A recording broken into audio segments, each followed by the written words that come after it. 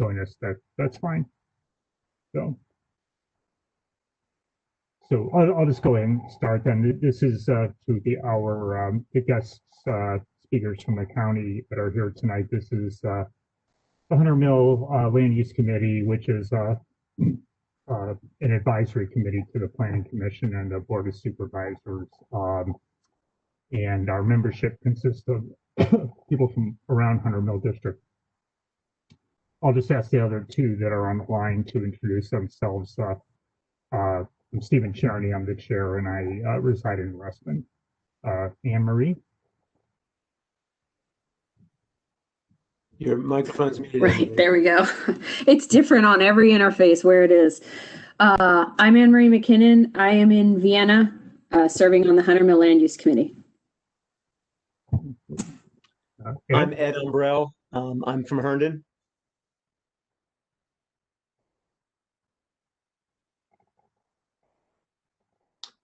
I thought I saw Jay on the call.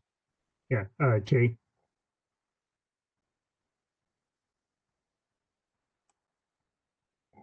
Jay Monroe from Ruston. Okay, thanks.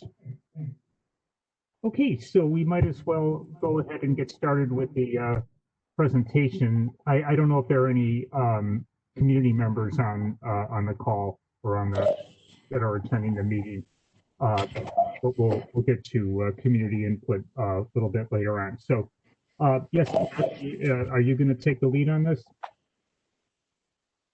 Yes, I will. Okay, thanks. Okay. Good evening. My name is Beth Elliott. I work with the Urban Center section for the Department of Planning and Development. And I wanted to thank you all for giving me the opportunity to present tonight on the development in Tysons. We're going to briefly cover the implementation progress of the last 10 years, focusing primarily on land use changes. So Susie, you can go ahead. Sorry, before we dive in, I did want to do a brief refresher on the plan vision for Tysons. It was reviewed in 2010 with a 40-year plan vision, so we're about a quarter of the way in, to an urban transit-oriented development with a mix of uses in anticipation of the Silver Line station's opening. 4 stations were opened in July of 2014, along with the one at Wheelie Reston East. The plan included the goal of balancing the jobs to housing ratio within Tysons and staff monitoring the implementation progress on an annual basis. If you would like to know more about the follow-on motions, you can see Appendix A of the Tysons annual report. So, big picture, over the last 10 years, 6.9 million square feet of new development have been delivered within 21 buildings. This is an increase of about 15% of the total overall development within Tysons. There's been 23 new acres of park space that have opened, 41 rezoning applications have been approved, which are made up of 207 buildings, totaling around 73.1 million square feet of development. And the commitments for 10 new major public facilities have also been made. Within the last reporting cycle of August 2019 through the end of July 2020, 1.1 million square feet have been delivered. 2 million square feet have been approved at site plan but have not started construction. And 3.3 million square feet are were actively under construction as of August 1st. And 1 new public facility has been added to that list, which is a black box theater at the View near the Spring Hill Metro Station. And it is worth noting the existing development level as of January 1st was 47.17 million square feet. Go ahead. So as of August 2020, as I mentioned before, there have been 41 major rezoning applications approved in Tysons. You'll notice the list only shows 33. Some of them are kind of lumped together, which is how the numbers differ.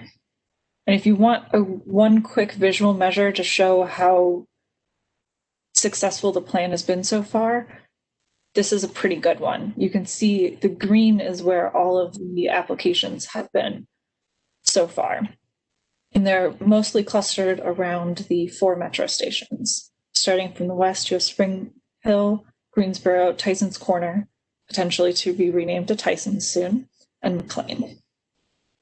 And this is really following the goals of the plan, which is to do transit-oriented development. In terms of the total land area under development application, it's approximately 28% of the total area within Tysons. Specifically, it's 6.6 or 606.23 acres under development, and there's 2,140 acres within Tysons. As of August 1st, there were 5 applications under review. 1 has been approved since then.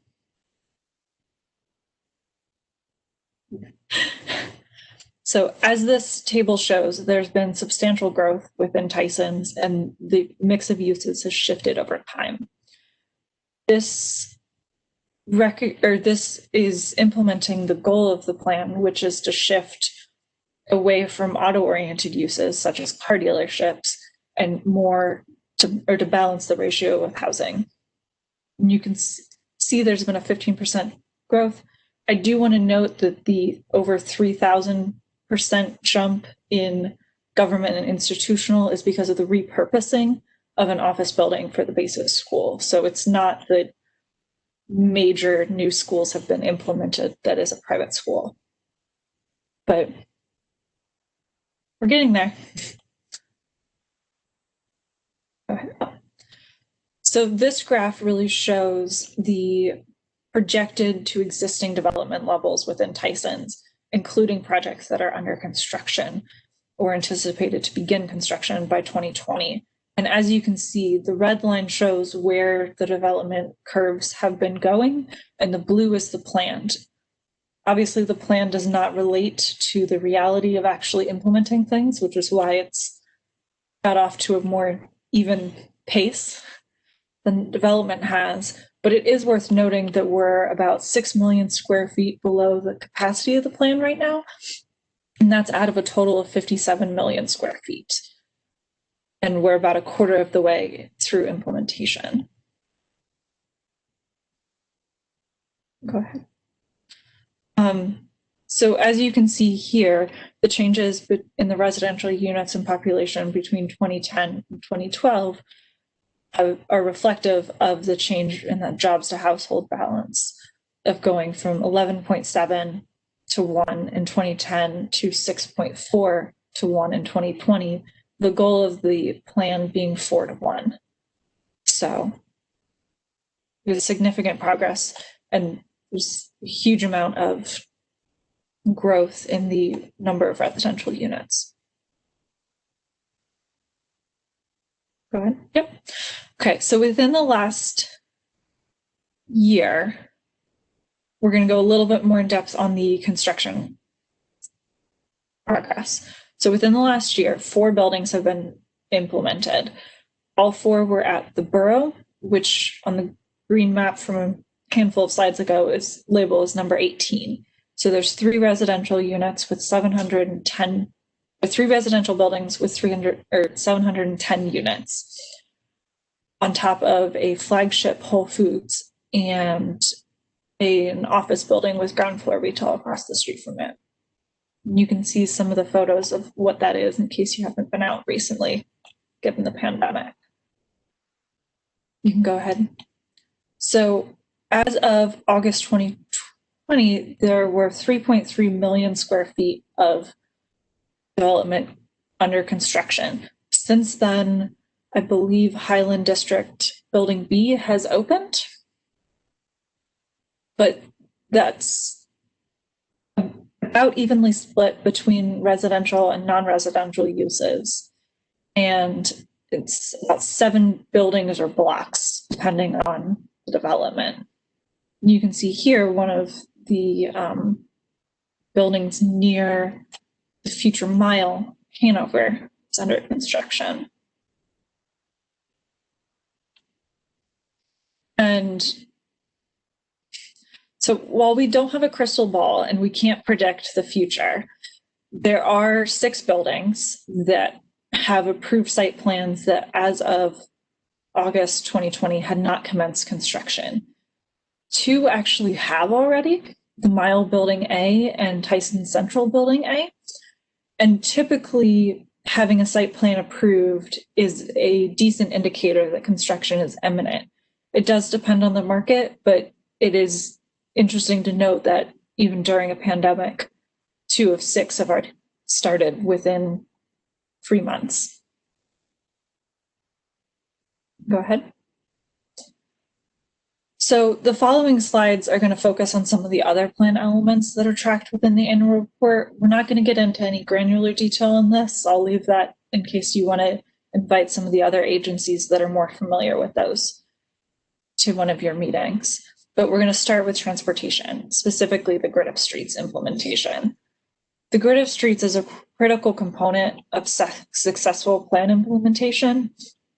This map depicts the progress towards the plan goals, and annual traffic counts are also provided in the annual report. These streets are really important because they provide not only alternative routes to single occupancy vehicles, but they also increase pedestrian and bicycle connectivity. The status of grid implementation, or this map does not show streets that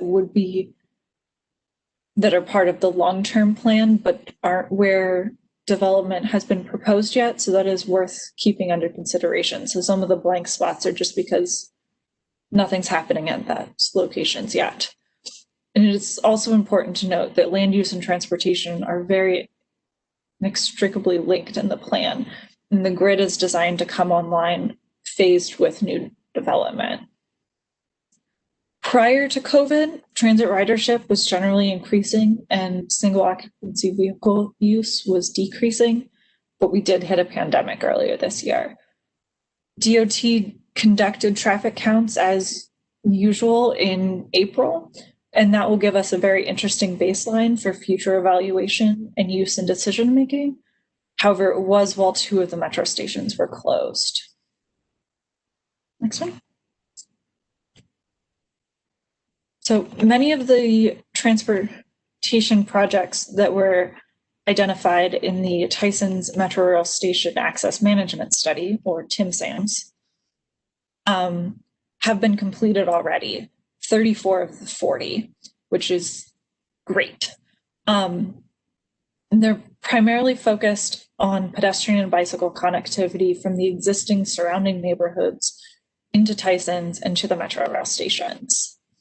And in addition to the projects identified in TIMSAMS, a large comprehensive plan improvement project, the Jones Branch Connector, was officially completed in March this year and fully open. And it includes a critical link over the Beltway in an area that didn't have one on the east side of Tysons, sidewalks, and dedicated bike facilities.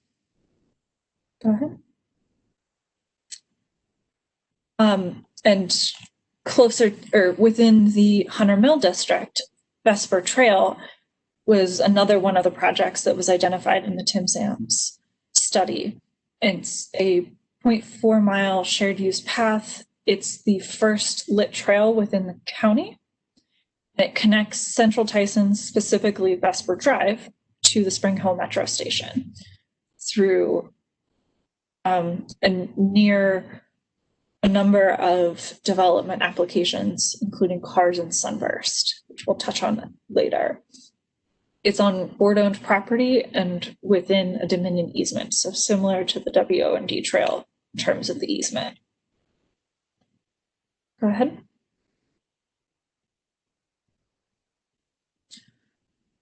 So jumping from transportation to parks, in 2009, Tysons had about 90 acres of publicly owned or accessible park space. Those are shown in green on this map. As of August 2020, Tysons had added nearly 23 acres, shown in the magenta shapes, not the lines. Understand the metro is also magenta. And those have been open to the public. And then the approved entitlements since 2020 provide a commitment to add 93 acres are shown in blue, of publicly owned or publicly accessible park space. These spaces will be built in phases with the redevelopment, and the comprehensive plan calls for the implementation of 20 fields to support this new redevelopment. As of August, 3 fields have been built so far, 9 fields have been proffered, and 1 is anticipated, with one of the 5 or now 4 pending application. And the implementation of fields is ahead of the pace of redevelopment, which is at 1.5 fields of need generated so far. Go ahead. And another critical component of plan implementation that we track in the annual report is affordable housing. Based on the number of approved units, or total approved units as of August 1st, as many as 4,600 workforce dwelling units will be developed in Tysons based on maximum approved development levels. There's a possibility that some of those won't happen if some of the options go non-residential. And as you can see in the chart, so far 752 units have been delivered within these various buildings at different times. The plan recommends that all projects with a residential component provide a certain percentage of their units as affordable and/or workforce dwelling units, commonly known as ADUs or WDUs within Fairfax County. There's a number of different rates depending on how those are provided, whether they're on-site or off-site and for sale or for rent. And it's expected that new non-residential development within Tysons contribute towards expanding the housing choice by providing a cash or in-kind contribution to create an affordable and workforce housing units. All approved PTC applications with non-residential development have proffered cash contributions to implement this plan objective. And to date, that fund has 5.22 or approximately 5.22 million collected. Thanks, Susie. So finally, we're going to focus on 2 of the districts that are seeing active redevelopment within the Hunter Mill district. So in case you're not familiar with the exact map, it follows Leesburg Pike or Route 7 and then goes down to Cambridge Road. So we're going to start with the Tysons West district, which is around Spring Hill Metro Station. This is one of the most active districts within Tysons. It's had almost a dozen applications for development, and 2 buildings have been implemented so far. Dominion does have the authorization to pursue undergrounding the transmission line within Tysons West, which runs from the Tyco substation to a new substation, Spring Hill, located between Cars and Sunburst, which are the ones south there, in case the numbers aren't clear. So there are 3 pending applications within this area. The Piazza, which is at the intersection of Spring Hill and Leesburg Pike, Evolution, which is further down Leesburg, and Borough Blocks I through L, which we'll touch on a little bit more with Tysons Central 7. And all of those numbers are included within Tysons Central 7 because it didn't make sense to break up one application between districts. So you can go ahead, Susie. So within the Tysons Central district, which surrounds the Greensboro Metro Station, most of the redevelopment so far has been focused on the northern side of Leesburg Pike. There have been 7 buildings implemented within this area, mostly at the borough, which is labeled as number 3, and then 1 so far at Tysons Central, labeled as number 1. There is an interim use amendment that is currently under review for West Park Plaza, which would implement an interim park space along West Park Drive and new vehicle storage and commercial off-street storage for about 5 years before they would begin construction potentially on building D1. And go ahead. Say, with that, I will wrap up and open the floor for questions. The annual report as a whole is online. It is about 200 pages, so give it a little time if you're going to open it at home. And more information about Tysons is available on the website. And you can always reach us at the Tysons email. Okay. Thank you. Yeah, thank you, Beth. Before we go around, I just have a couple of questions, and I just wanted to, remind committee members, as if they probably don't need reminding, that it is this sort of the southwest of Vesper Pike between 267, the Dulles Toll Road, and 123, which is in Hunter Mill District. And I do have a question. My first question is just about what's coming down the pike there. Now, we did approve some major redevelopment, they were reviewed by this committee and were approved by the Planning Commission and the Board of Supervisors some time ago, closer to 267, right at the Spring Hill Metro Station and just kind of northwest of that.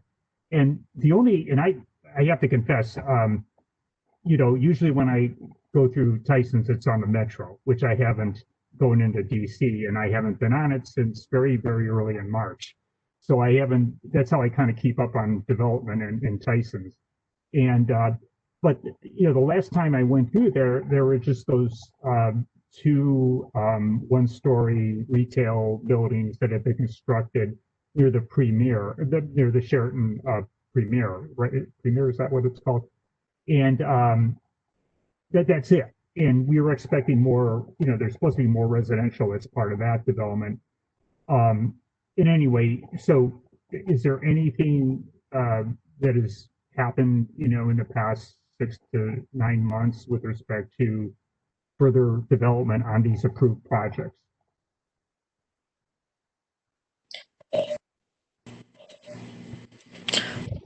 Well, so there are some residential towers that have been developed in this area as well. One being what might be known as the demonstration project, or Georgilis, which is labeled as one of the number ones. And it's kind of between Piazza or directly. That's on the other side of the Route 7. Yes. Yeah. It is. I'm looking at the southwest side of. Yes, on the southwest side. Yeah. So that's where Vesper Trail is located, and I believe that there are FTPs going, but I have to double check in the annual report to know. Yeah, I can jump in. Hi, everybody. I'm Susie Batista. I'm also with Urban Centers. So for Tysons West, the Sheraton development, we have not seen any plans for any future, those future buildings. I know there was a large building kind of in front of the Sheraton along Route 7.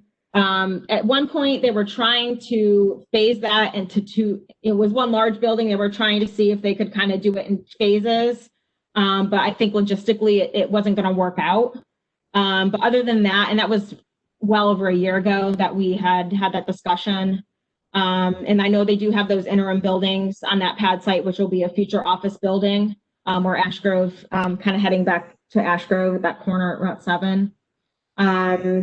In terms of other site plans, the substation, the new substation at Spring Hill, as Beth mentioned, they've received, for the undergrounding and the substation, that's all kind of coming as they're two separate projects, but they're very much intertwined.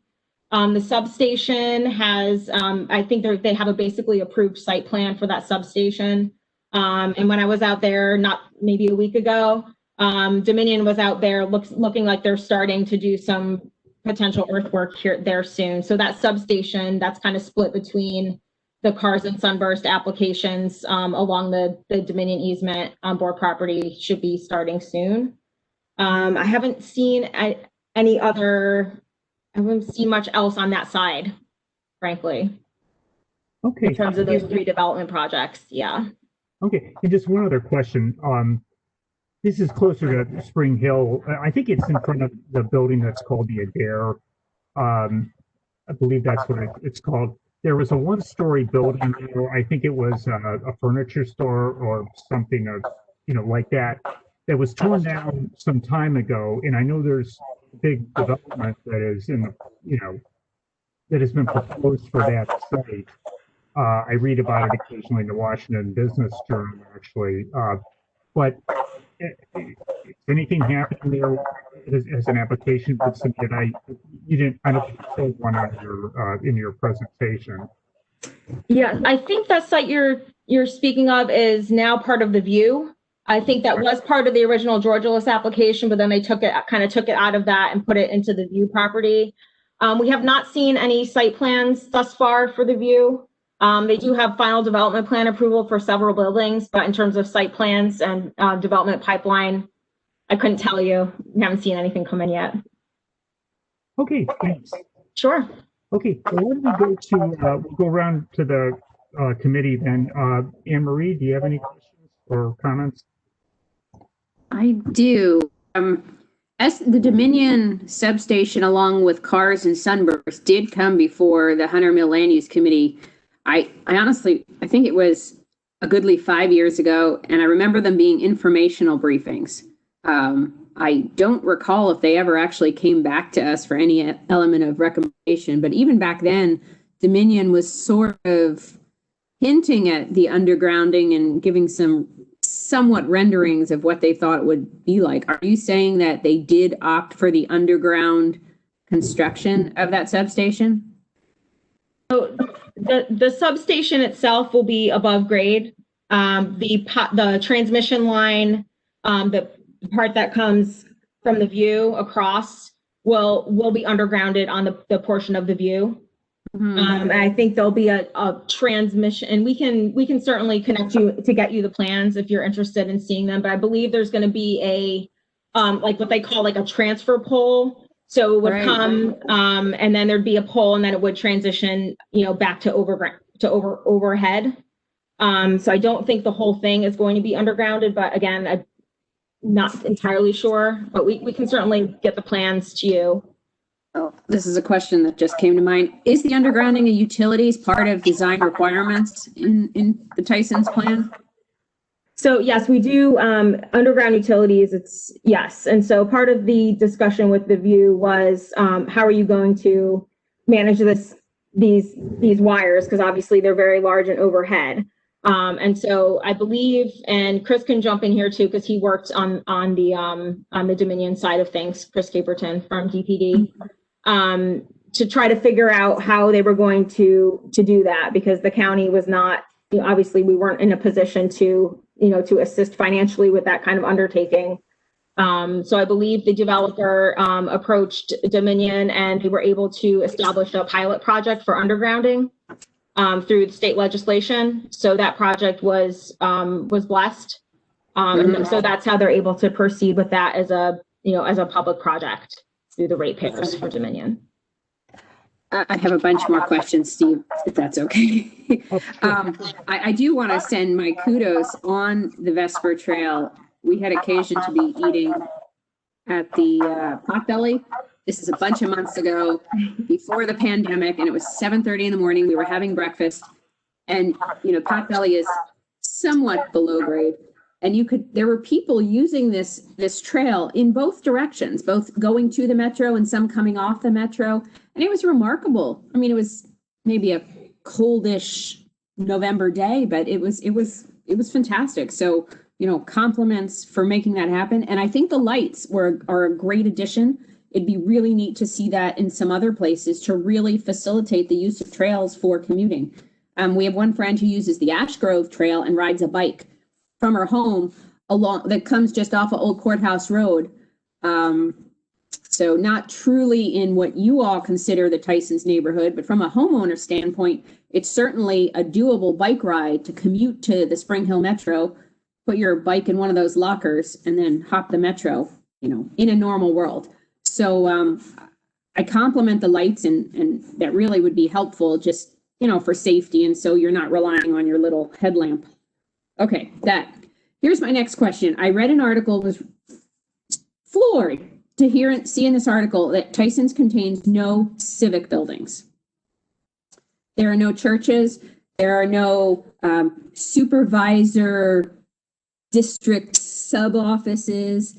Even the fire station that's going to be built, as I understand it, has no community room. I once raised this to Fairfax County, professional firefighting staff, and they said, "Oh, we're not a volunteer company. We don't need to worry about raising money." And I mean, as a taxpayer, that was like a knife in the heart. And I was like, well, yes, we fund you, but what about a space for the community? What about a community room that's available, other than, say, 30 days per year, which is what I understand some of these privately maintained, privately owned public use spaces will be, such as the theater that Cap One is building. So I'm just very surprised that there aren't any civic spaces, and because Tysons is not developing organically, it's being very, planned and contrived and directed. I'm concerned that sort of these informal spaces for communities don't arrive because everything is programmed. You have to make a reservation and be one of those 30 community groups, that falls under the proffer conditions for Capital One to get to use their theater space, for instance. The turf soccer field, which is beautiful and big, to my recollection, has one gate in and out. So you really hope you're on the close field, because if you have to go all the way to the other side of that field, it's a hoof to get over there. So I don't know how we make things happen organically, how we bring about these sorts of things, but the Tysons is basically being born over a 10 to 15 year period.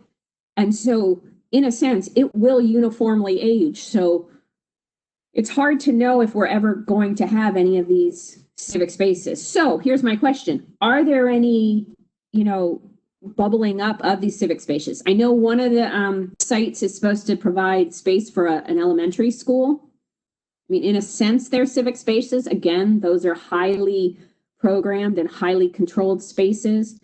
But there are no churches, there are no senior centers, there is the Spring Hill Rec Center, but I will point out that is on the other side of the toll road. So I'm just kind of curious how this invited influx of population is going to be provided with what you might consider to be a complete, community. So please opine or talk on that. So I think we can mention a couple of kind of civic, and obviously public facilities are a huge part of the Tysons plan, and making sure that development thresholds, offset whatever, what all these new people, need places to go. And we were trying to create a new place here, and obviously putting strain on the existing, places that are far away, not really walkable, isn't what we want to do. We want to make sure that, this new development is accounted for in terms of the public facility needs. There are a couple things that we have approved of those 10 that Beth mentioned. One is a signature park at the mile. The plan talks about 2 signature parks. One actually would be right around the Pike 7 Plaza area, right around here in Spring Hill area. And the other is the one that we've already received commitments for at the mile on the other side of Tysons. So that'll be it's a 5-acre rectangle. That will have robust programming and other features along with it, features built into the park, and also, space for programming and community gathering events. Another is, now I'm blanking, obviously the fire station, and understanding that doesn't have a community space. But we have an exciting in progress, and I think we can talk about it since, it's public record. The Piazza is actually considering a library at their site, so that's number 8 on the map in front of you. So that would obviously be a huge, huge and wonderful commitment. Okay. I gotta enlarge this. Okay. So that's something that's currently, under discussion. What else? I'm totally blanking. I'm sorry. I don't have the list. Oh, no, and I mean, these community spaces, I'm actually surprised that the supervisors don't jump on them more, because, we're in Hunter Mill District. Walter Alcorn is our supervisor, our predecessor supervisor, Kathy Hudgens, she endured displacement while her office over in Reston was renovated.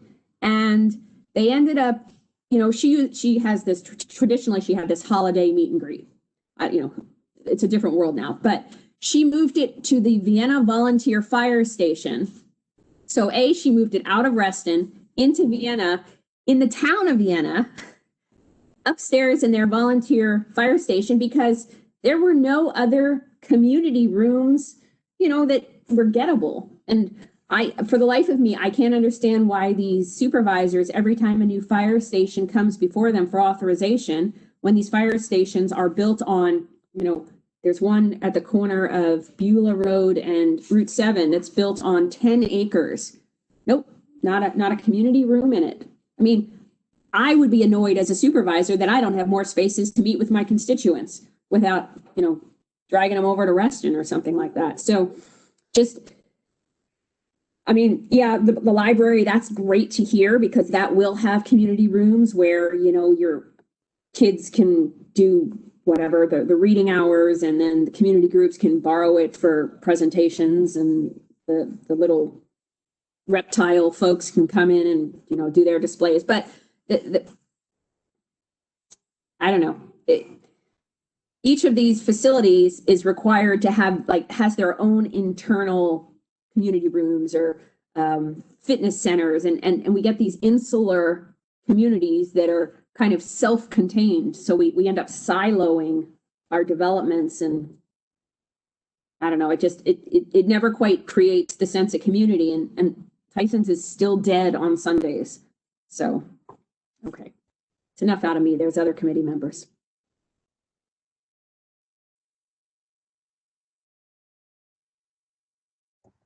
Thanks, Anne Marie. You raised a lot of great issues. Okay, let's move on. I have Ed Umbrell, Jay Monroe, and Carl Mitchell has joined us, so he'll be after Jay. Ed? Yeah, I just had one question. I know that Anne Marie talked about the Vesper Trail a little bit. Isn't there a trail that goes up, I'll say northwest, up along Route 7? It goes through the big intersection there with Route 7 and the toll road.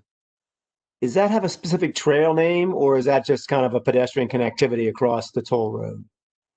I don't know that it has a specific name, but that trail was just completed. The one that kind of goes over the toll road, kind of connects over. Yeah, I don't know that it has a name, actually. And then I'm just curious, I don't know if you know this, does it have any continuation northward or northwest into a... That's a good question. I'm not sure. We can check in with our DOT folks to see what those plans are. And that trail over the toll road actually connects and kind of comes up behind Wolf Trap. Okay. And then actually behind Wolf Trap, there's a connection out to Cinnamon Creek Road. And Cinnamon Creek comes out on Beulah, which you then can cross the street, hang a left, take yourself in front of Meadowlark, and then you can take the Meadowlark Connector Trail back to the WNOD. So there's some sort of a connection. It's not open, it's not obvious, but you can get through there somehow. Okay, thank you. That was kind of the only thing I had. Okay, thanks, Ed. Jay? I don't have any questions. Okay, we'll go to Carl. Carl, do you have any questions? Yeah, I had to figure out how to unmute myself.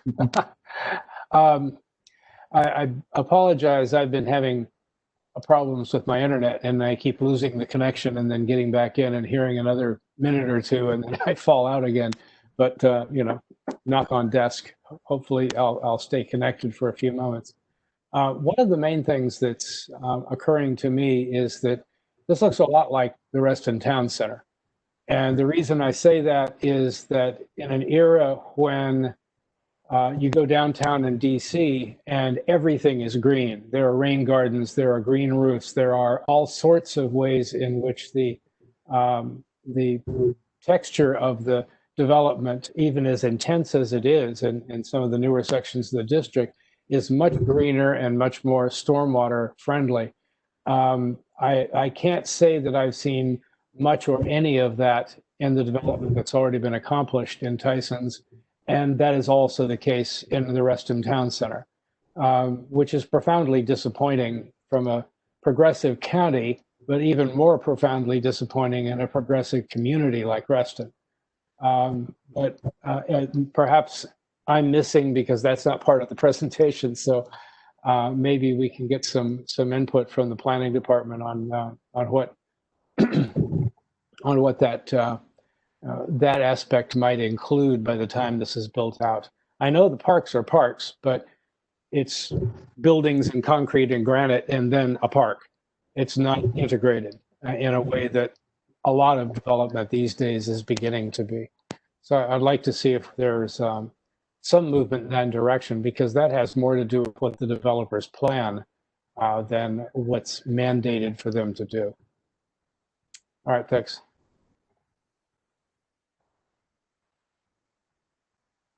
Question.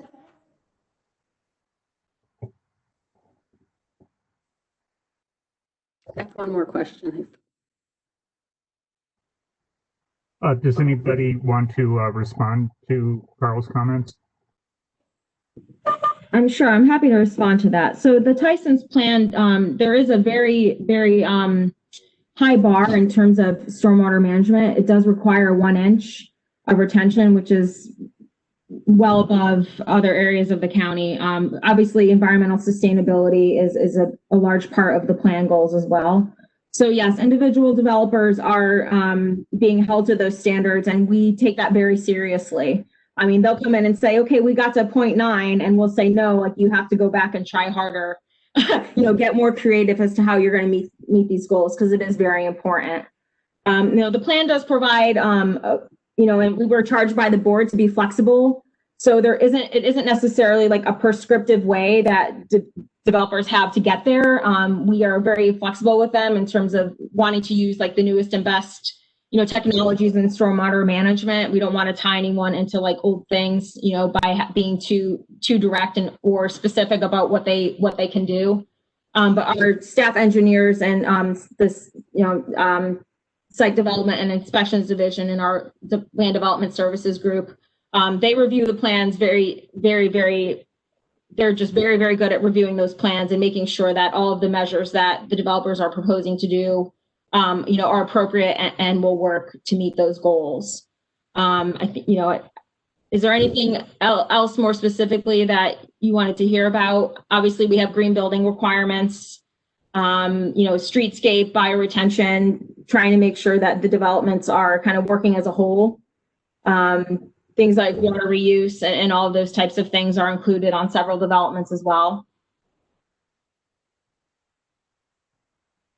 No, at this stage, I can't say that I'm seeing a lot of that, but then I can't say that I've walked down and gone through the borough. I've seen it going by in the metro, that sort of thing.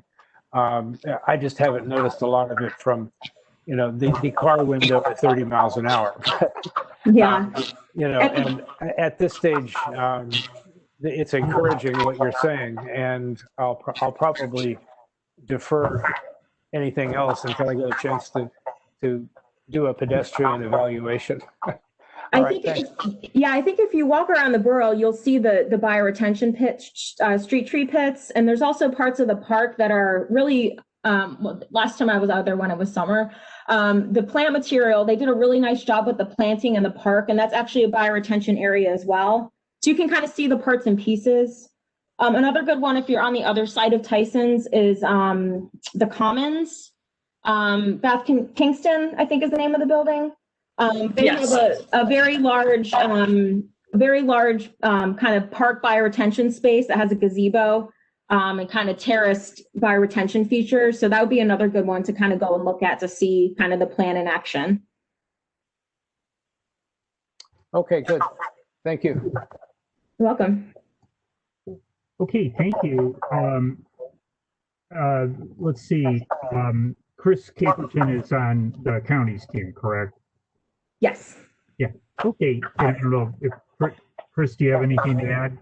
to the presentation?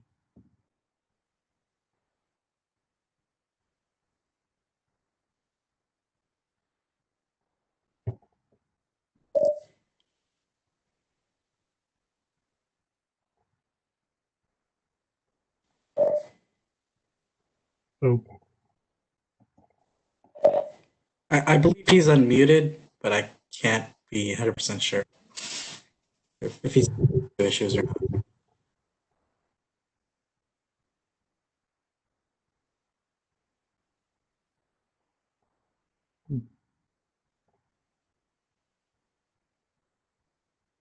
okay, well, we could move on. If Chris has anything he wants to add, we could circle back. I have there's one more person participating, St. Clair Williams. St. Clair, do you have any questions or comments? No, I'm also a member of the Urban Center section for DPD, so I'm just here serving the presentation.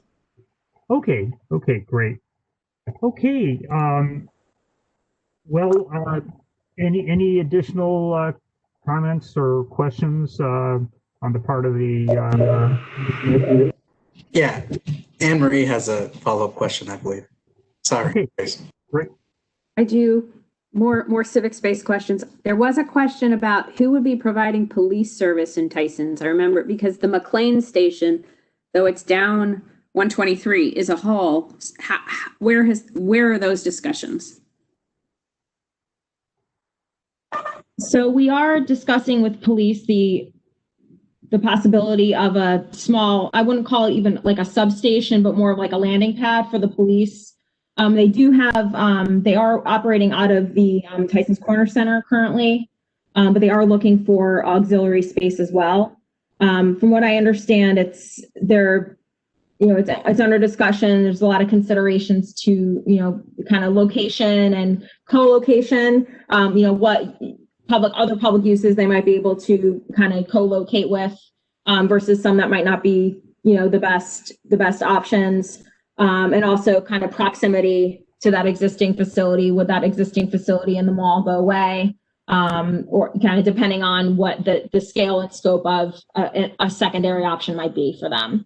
So we are discussing with them very regularly what the opportunities are. Okay. I come back to the density of population sought in this area by 2050. Do I understand it? They're looking for about 100,000 people. Is that the target by 2050? Yes. Yes. That's a lot of people just needing that aspect. I mean, they've got the work, they've got the food, you've got a place to sleep, but the elements of civic life. I don't know. Like, where do people in Tysons go to vote? This is Chris Peterson. Can you hear me now? I can. There is a voting venue and a polling place in Tysons. It's a shared space that we have with the fire marshal's office. Okay. It hasn't been heavily used, and we are in contact as we talk to developers about public space and providing for facilities to keep in mind, those opportunities for things like polling places. To circle back, and I'm sorry I was on mute. I could not figure out how to get my mic on, but the problem about a lack of churches has certainly been apparent even in the planning stages of this plan. And in 2010, I would say that probably one of the largest churches on the East Coast is just right outside Tysons, McLean Bible. And there are certainly churches around. I think you also see churches investing less in property and capital improvements.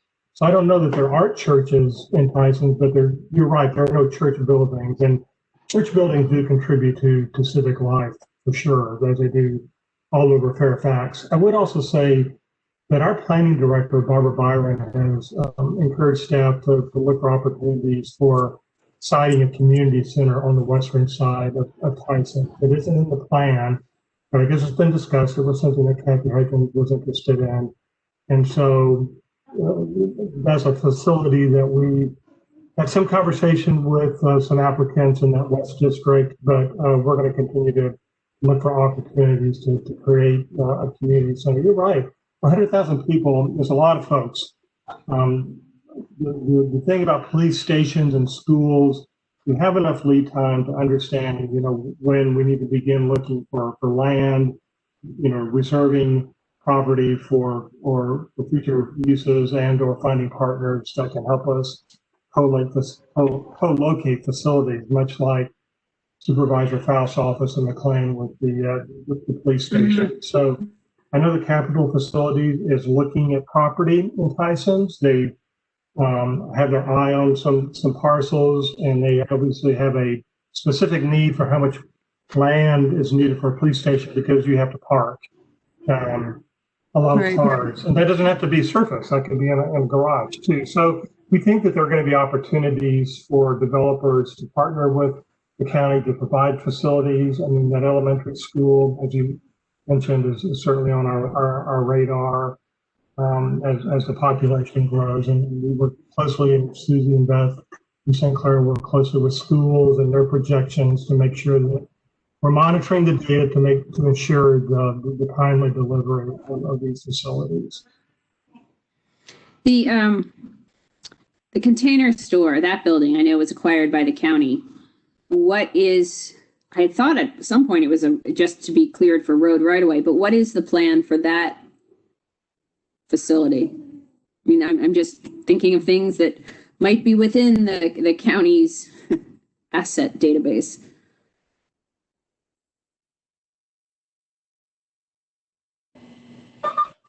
Yeah, so the Container Store site was purchased for a future street. I believe right now they're exploring opportunities to activate that building or that site on an interim basis until such time as construction might commence on the street. But I haven't heard anything specific about that. Oh, shucks. I mean, acquisitions for streets. No. Yeah, I believe unfortunately the process to find people to use that space started right around the time of the pandemic. So having large indoor gatherings hasn't been recommended. That might be why there hasn't been much news since, fortunately.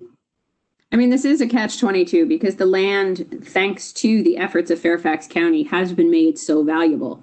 So it's sort of like now it's a self-created conundrum.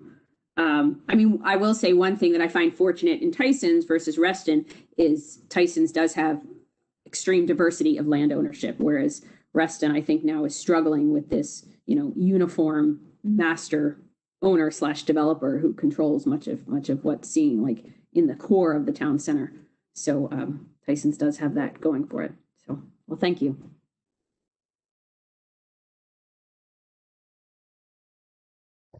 Okay, well, I want to, if there are no additional comments or questions, I'd like to thank the county representatives for their presentation tonight and their, making this, meeting with us, for an evening meeting. So I guess we could just go ahead and adjourn. I just have some administrative type questions I want to put to Jose. But if the county representatives, we appreciate we appreciate your participation and thank you. And you're welcome to stay on if you want. Well, thank you very much for your time this evening. Okay, thanks. Thank you, guys. Have a good night. Thank you. Yeah. Night. And I'm not dropping off, I'm staying. Okay. Yeah, I just wanted to ask you actually, will we meet next month and what do you see on the agenda, as to the agenda going forward into next year? Yeah, I'm happy to discuss that with you guys. Actually, I was going to bring up some of the, we really don't have any new submissions. I'm going to share my screen real quick. Hopefully it works. Okay. So since the old courthouse road rezoning, we don't really have any other in Hunter Mill land use applications. Most of them are in Reston, and they're just like development plans that are being amended. So you have like Hallie Rise over there by where the Wegmans is being built. You got plans. There's two. There was one proffered condition amendment that may be zoning. This was by Clark's Crossing, near the I believe it's where the Warner rezoning was, the Jason neighbor subdivision 2 homes. But I think he's working with staff to see his path forward. He couldn't do a proper condition amendment. He was looking to, I think the path forward is to do a rezoning to the R3 district. So that's the Les Shepherd, Hillary Sproul. And then I know we discussed prior to, I think a little bit after the old courthouse road, that they came off of Beulah Road that's coming back for a special exception amendment, and that's been deferred indefinitely as well.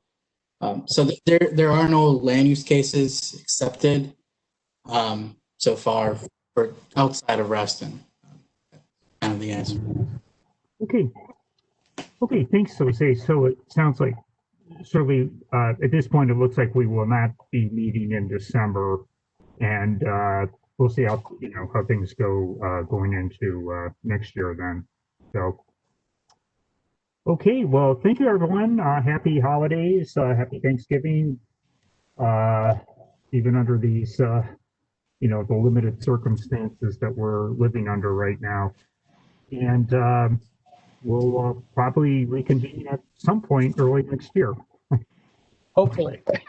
Yeah, hopefully. Oh, let's hope. And in the meantime, if you guys have any questions as well, I actually really thank you guys for proposing this presentation tonight with the Tysons report. It's my first time doing it. There's a lot of stuff there.